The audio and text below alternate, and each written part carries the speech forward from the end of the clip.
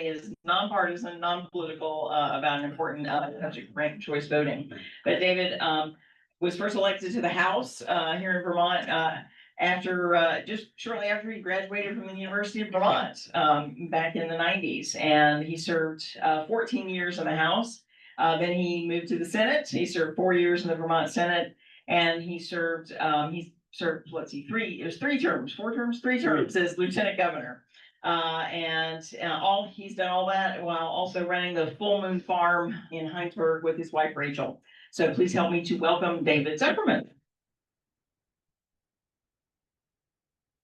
Thank you, Debbie, and I want to just express my deepest apologies. I was actually up at about 4:30 this morning, and I did the dishes, and I emailed the people that are going to be on the radio show that I'm on in an hour, and I dallied about and went to Waterbury to get ready for the radio show. And as I was getting a bagel at Casey's, I was like, and now I'm here.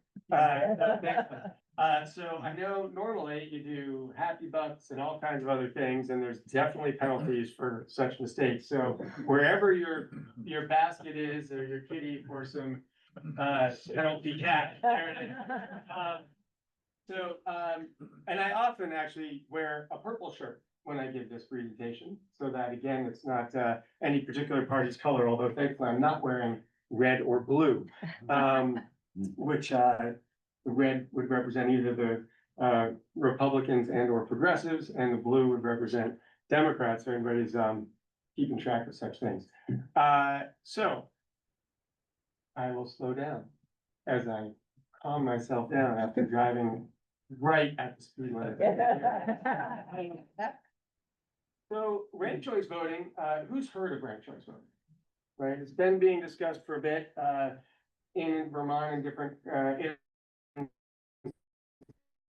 the city of Burlington implemented it, we implemented it.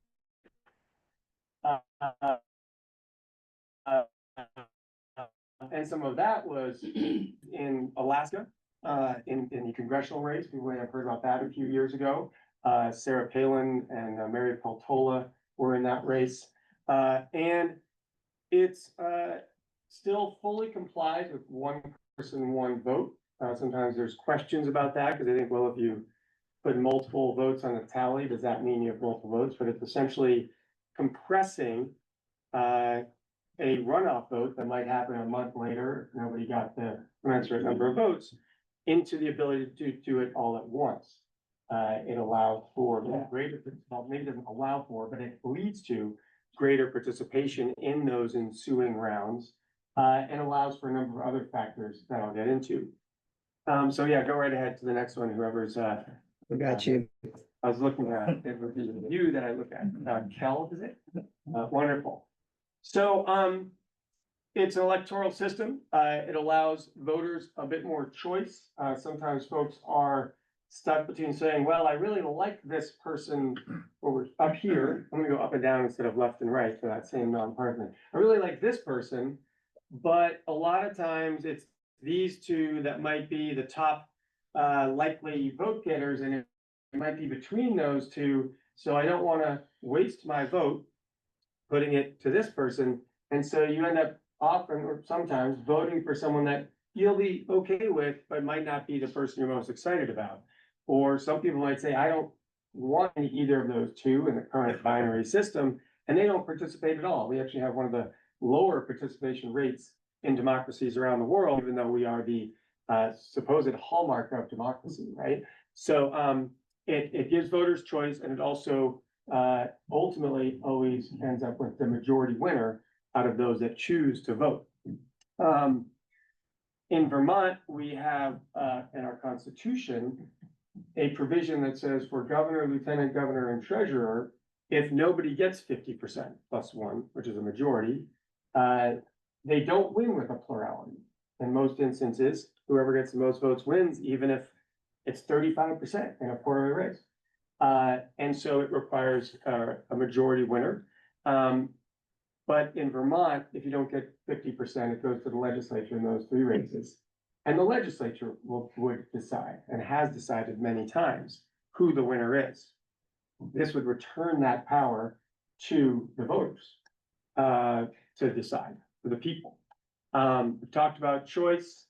I haven't mentioned the debate factor, but in current debate of political arena, and not just debate, but tenor of campaigns, particularly at the national level, more than in Vermont, but occasionally in Vermont, races with only I don't want to say primary because it's not a first election, but two lead candidates, you often get a situation where it's vote for me because that person, nothing personal, is a pile of garbage. And then that person might say that, well, I might be a pile of garbage, but we do have a lot of cows and that guy's the stuff that comes out of the back end of a cow, right? And so it doesn't really promote civil discourse and getting into the depth of the issues that are fundamental to what we're really trying to address with our collective decisions in choosing our leaders in our state, our policymakers. What do we do about housing? What do we do about promoting good jobs? You name it. We do get more of that here, I think, in Vermont than you see nationally. But it's infiltrating all politics. So it creates generally more civil debate, reduces the negative campaigning, and I mentioned some other places. Go ahead, Kel, move me on to the next one. Alrighty. Sorry to get you while you're No, it's good. looking at your phone. Yes, Yes. I thought I whispered that, sorry. The way it works, it seems like many of you are aware, is you rank your candidates. You pick who your first choice is, you pick who your second choice might be, you pick who your third choice might be. You can stop picking at any time. Just as if you choose not to go to a runoff election a month later, you choose to stop voting in the ensuing round, depending on how many choices you make, and if all of your choices end up being at the bottom each time. Clearly, if a candidate gets 50% plus one, a majority, the election is over. And I'm gonna go through the graph of all this in a moment. But if no candidate gets a majority, then it's for those that do math regularly, or mathy, not everybody is mathy, but it's a pretty straightforward system. If you're unable to get to a majority with accumulated votes from everybody else to get to the top, you're eliminated. So typically the bottom vote getter, it can be done as however you draft the law. It could be everybody but the top four eliminated in the first round, but typically you eliminate the bottom vote getter. And anybody who voted for that person, their second choice votes on the ballot get redistributed. So that's round one. And you keep doing that from the bottom up until you get to 50% plus one. It's not really rocket science. And I want to give a different example just to help you if you end up talking to others about it. When you're getting ready to go out shopping and you say to your family or your friend or whomever, what flavor ice cream do you want? Or what's your favorite flavor of ice cream? And they say chocolate chip cookie dough. And you go to the store and they don't even have Ben & Jerry's. They just have vanilla and chocolate and strawberry. Well, then you can't get them that ice cream. But if you said to them, what's your favorite flavor? And if they don't have that, what's your next favorite flavor? Oh, well, then get me some vanilla. All right, then. There you go. You've just done ranked choice voting, right? What's your order of preference? It repeats until you get the right flavor ice cream. All right, or the candidate with 50% plus one. Go ahead. Sure. I am sure. Are you ready? So ready. So ready. So essentially, this is an annoying graphic that says all of what I just said, and from way over there, it might be tricky on the angle, but you've chosen your candidates 1, 2, and 3. They tally up. Nobody has a majority. If they do, there's a winner, and if they don't, the blue who got the least votes is eliminated. Their votes get redistributed, and that voter's ballot, it would go to the orange person, and it goes back up. Is there a tally for the majority is over? And if there had been, say, 4 or 5 candidates, it might do this loop a couple times. Continue. Read. Now, Vermont has quite a long history of many elections without majorities, more so than some other states, but not just in recent memory, over much time. in many years. And as I said, the Constitution mandates those three races. And even just the past 25 years, there's been quite a few. I'm going to sort of skip along on this slide. And curiously, because of the typical notion of top vote getter wins, the legislature often will just always elect the top vote getter, even though there may be dynamics that would have indicated maybe that person doesn't have majority support. But about 20 years ago, even with that, Democrats, for instance, said to progressives who were running many races, for those of you that have been here for 20 plus years, there were a number of races, I think particularly lieutenant governor, but some for governor, where progressives were running and Democrats saying, stop doing that, you're splitting the vote. Who's heard of the term splitting the vote, right? And they said, run in the Democratic primary. And so for the time being, some people out there have done that.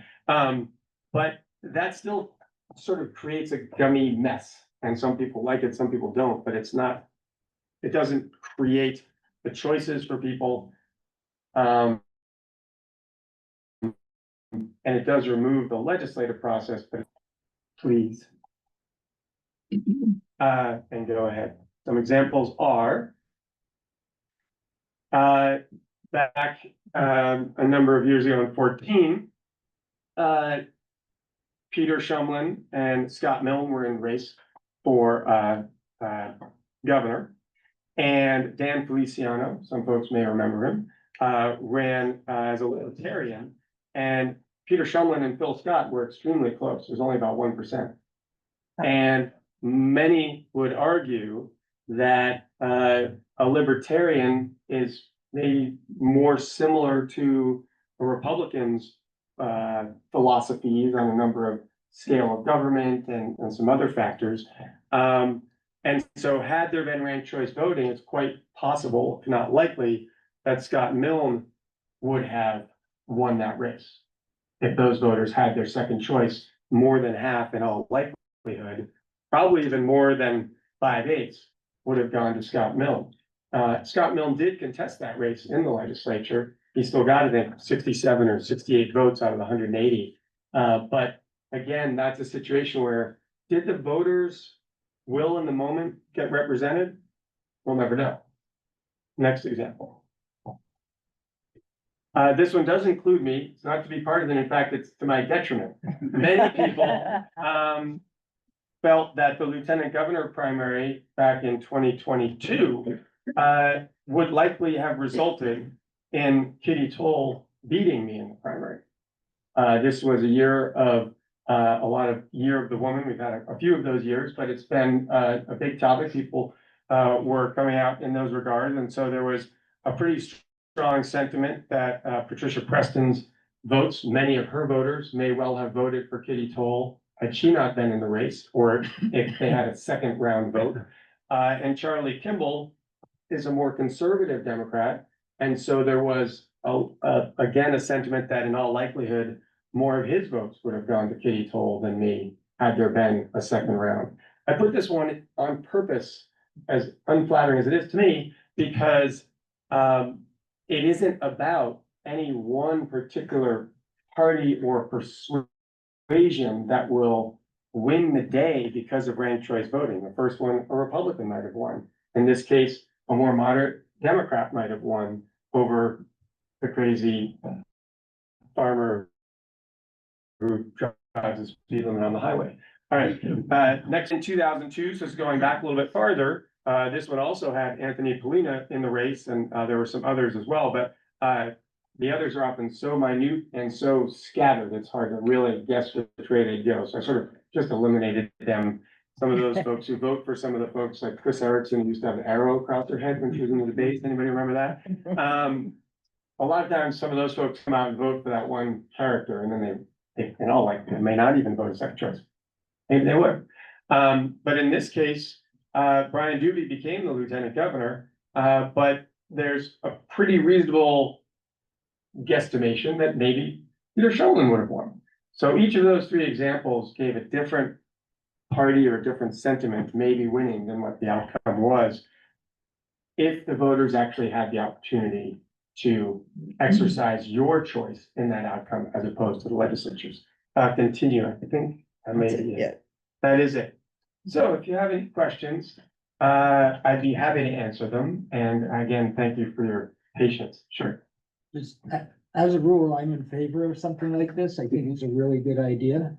And so two questions. One is, I don't understand why people wouldn't rally to this readily and quickly. So that's one thing. What's the objection to it? And the other is, I'm trying to compute in my head various scenarios where it might not work out to do what it's intended to do. If you have 4 or 5 or 6 candidates and it starts getting, you know, depending on how close the numbers are, you might not get the result that you really intended to get by doing this. Is Right. there?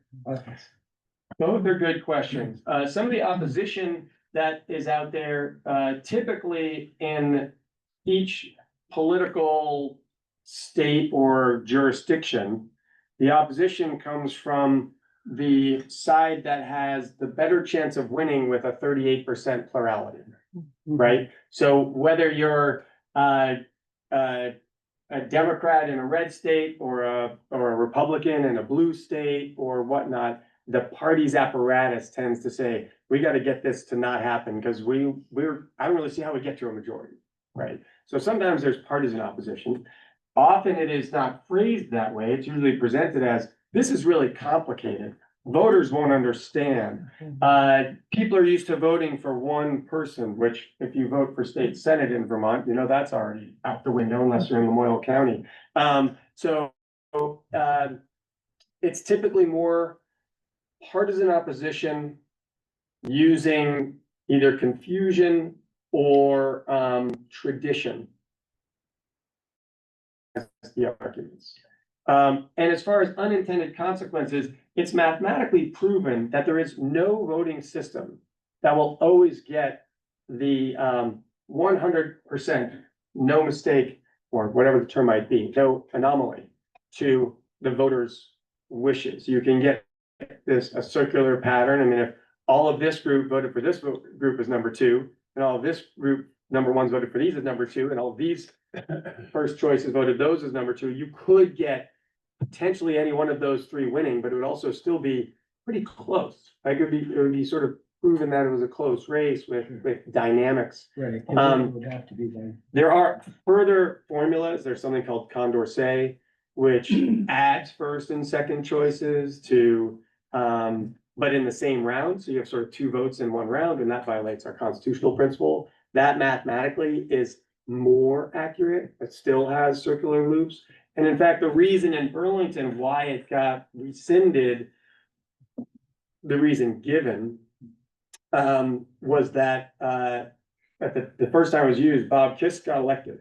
Andy Montrell, the Democrat, got the least votes. His votes split to each side, some to Kurt Wright and some to Bob Kiss, but more went to Bob Kiss. So Kurt Wright was the first place vote getter in the first round, and Bob Kiss was second. But he leapfrogged and won, much like some of the examples that I gave. And that made people go, well, wait, that's not right. Kurt got the most votes. How did he not win? And so it does take some getting your mind around it. And some of the more moderate Democrats in Burlington and the Republicans used resources to get it voted out by the people. More about the Burlington telecom issue in Burlington. See, ranked choice voting got you the Burlington telecom fiasco. And because that was a fiasco, people are like, well, that was a fiasco. I don't like it. Therefore, I'm going to vote against or for removing ranked choice voting from the system in Burlington. And that's, you know, that's what it was. I'll just leave it at that. We have a comment online. Oh, comment online. Oh, there's online people. There's online people. And then there's. Sorry, just trying to, Phil, go ahead. It seems to me that it's very critical in this case that individuals pick more than one choice. If the ballot says you have, for example, 4 choices and your first vote is for the lowest vote getting candidate and you don't choose somebody else, your vote basically doesn't count anymore once the first round is done. Is that correct? Yes, but I'm gonna give a little more context to it. that is exactly what many people do or did, for instance, when Burlington had a runoff, if you didn't, I believe you had 40% for mayor. And if you had that runoff election 6 weeks later, and your original turnout was 47% of the people who were eligible to vote voted, and in the runoff election, 32% of the people came out to vote, that means those other 15% chose not to do a second choice. So it's no different than the current runoff scenario in terms of the potential for people to choose. I didn't get what I wanted, or I don't have the time or whatever, except that you're already in the booth. So this eliminates I don't have the time factor. This eliminates it's hard for me to get to vote because I have to take time off from work or my schedule or this or that, but I can do it all in one round. So you're absolutely right. If they choose not to fill in a second, third, or fourth choice, they've chosen to not be counted in that next round. That is each individual voter's choice, of which many choose not even to vote in the first round right now. One would hope if you had 3 or 4 people in a more viable contest, you might actually have more people to participate in the first round. And because it's all on the same ballot, you would then ensuingly have more people choosing to participate in those second and third rounds. But you're absolutely right. They can choose not to. Thank you. Sure. That seems to me to be the important thing that needs to be focused on when we talk about this, is that in fact, unless you do make those choices, you're basically out after the first vote if you don't make a second choice and you happen to pick the lowest candidate. Thank you. Fair enough. Absolutely. The gentleman in the back and then this gentleman in front. Quite a few years ago, the town of Williston, I believe, voted to support ranked choice voting. My question is there a lot of time has passed since then. Is there an effort within the legislature to actually move this forward? There is, in fact, this last summer, Vermont Public Interest Research Group made this their summer canvas. There has been an effort for many years, and 3 years ago, it actually, a first step passed the Vermont Senate 23-7, which was a pretty strong vote. It was along party lines, but it was more than enough to override the governor. That was when there was a supermajority in both chambers. On the House side, that bill was, it's called put on the wall. It was not moved. Leadership in the House did not want it to move. It would have implemented ranked choice voting for the 2028 presidential primary and created a study committee to look at it for the statewide offices in Vermont. So it was one of those sort of, let's dip our toe in it. Let's see how it goes. Let's get Vermonters used to it if it's going to happen. But at this point, in the same way that the minority parties sometimes don't like it, the majority party also doesn't like it because they're winning under the current system. So it's very difficult to get the binary political parties of either, any side to support this idea, because the binary system works for those parties because they can go back into our really beautiful situation. Yes. As a practical matter, what has the experience been when you institute something like this in terms of people opting just to vote for one candidate, in essence, remove themselves from the process? Is that a big problem? Could you? Yeah, the question was, that's true for the online people too, I apologize. The question was sort of, what is the rate of sort of drop off in the second rounds? I should know the answer to that, and I don't. But we just saw in New York State, in the mayor's office, they have instant runoff voting in the primary, but not the general election. So it's kind of interesting. This is a great example of sort of watching it play out in all scenarios. Most folks thought Mario Cuomo was going to get the most votes in the first round, and Zoran Mandami was going to win in the second round with another person's, 10 to 12 points, likely mostly going him. Turns out Zoran got the most votes, but it was only a plurality in the first round and really sort of clobbered in the final round. In the second round, for the mayor's, the final race, they don't have ranked choice voting. And so it's interesting because Mario Cuomo getting into that race actually probably helps Zoran. It doesn't hurt him, which is curious because most of the establishment that does not want him to win is backing Mario Cuomo, which is now with Adams and Sliwa, I think it is in the race, starts to split the vote in that way. But I don't know the actual number, but I think it turns less. In Alaska, a few years ago, you saw Mary Peltola win over Sarah Palin in the same way that Burlington was the second place person who won. Yeah. It feels to me like the politicians shouldn't be the ones deciding whether or not we do right. That's right. That's not a question. She said, like, politicians shouldn't be the ones making the decisions, but in Vermont, we don't have ballot initiatives that are binding. Williston voted, a recommended vote, and I think if all towns did that, I'm not here promoting that, but it's been done in other towns. If all towns did that, then some of the politicians would have to start to listen to those, because we are closer to our voters in Vermont than a lot of places. But that is one of the challenges. You're correct. Yes, sir. And I'm gonna try to be as brief as I can on this. This will be the last question. It said that, this ranked choice voting would, eliminate some of the more extreme candidates from winning. Is there any evidence of that? Well, it depends what your definition of extreme is, for instance, right? In many respects, some people think that I'm extremely left-wing, communist, socialist, they make up all kinds of names for me, which is fine.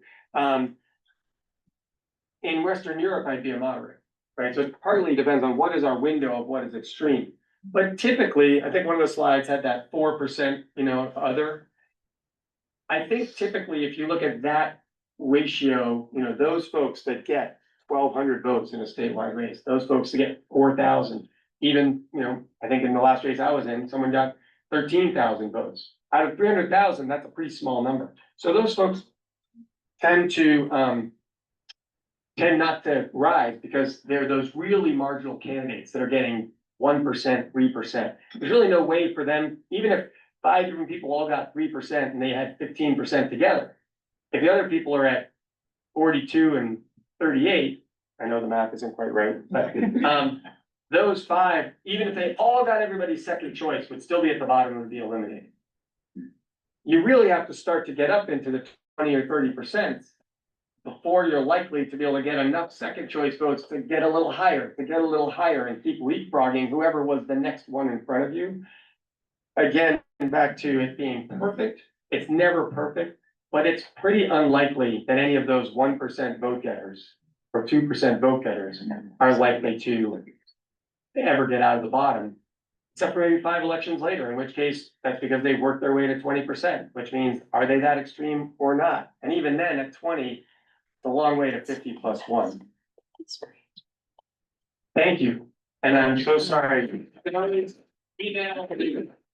Debbie has my phone number. I've given it to a lot of people. More people have it, it's fine. You can always reach out anytime. David, thank you very much. It was a great.